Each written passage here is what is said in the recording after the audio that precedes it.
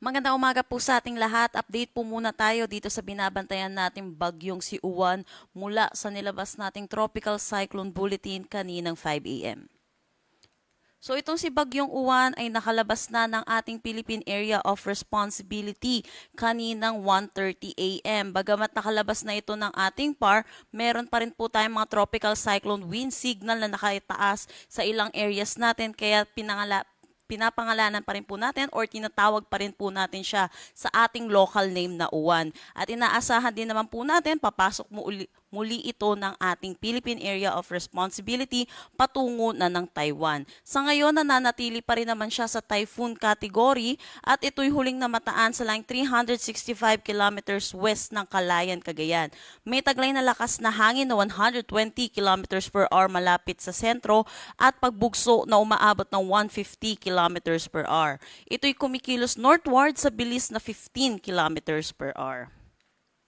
Para naman sa forecast track neto natin sa si Bagyong Uwan, yun po nakalabas na siya ng ating PAR kaninang 1:30 a.m. at inaasahan natin hihina na rin ito sa susunod na oras bilang isang severe tropical storm at ito'y magla-landfall dito sa may Taiwan bilang isang ganap na tropical storm at ito'y magda-downgrade din into a tropical depression at low pressure area. Yes po, papasok po ulit siya ng ating Philippine Area of Responsibility, pero dahil po ito'y makaka-apekto na rito sa Taiwan, hindi naman na din natin inaasahan na meron pa rin po itong direktang epekto sa malaking bahagi ng ating bansa.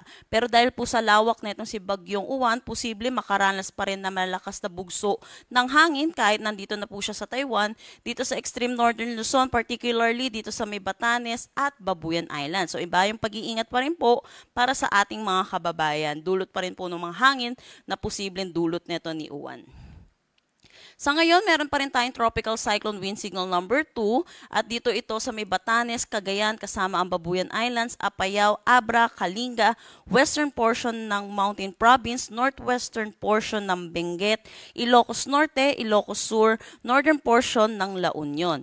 Signal number 1 naman sa Isabela, Quirino, Nueva Vizcaya, rest ng Benguet, Ifugao, rest ng Mountain Province, rest of La Union, Pangasinan, Aurora, Nueva Ecija, Zambales at Bataan.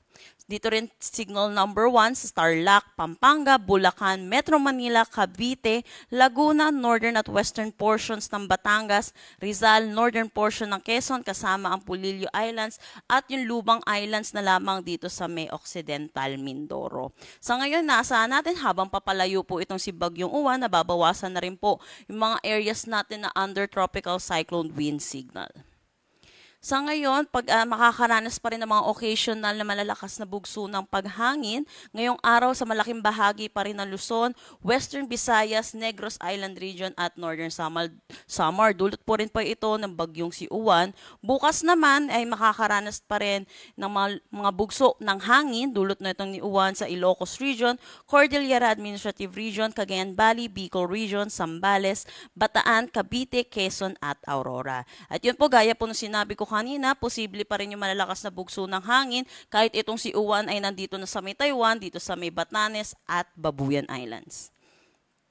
Para naman sa ulan na dulot netong si Bagyong Uwan, inaasahan pa rin natin, meron pa rin tayong mararanasan na mga kalat-kalat na pag-ulan, lalo na dito sa Ilocos Norte, Abra, Ilocos Sur, La Union at Benguet. Inaasahan po natin yung 50 to 100 millimeters of rain pa rin po at posible po yung mga localized flash flood at mga pagguho ng lupa. Kaya pag-iingat po para sa ating mga kababayan. At habang papalayo na rin po itong si Uwan, improving weather na rin po ang ating mararanasan sa malaking bahagi ng ating bansa.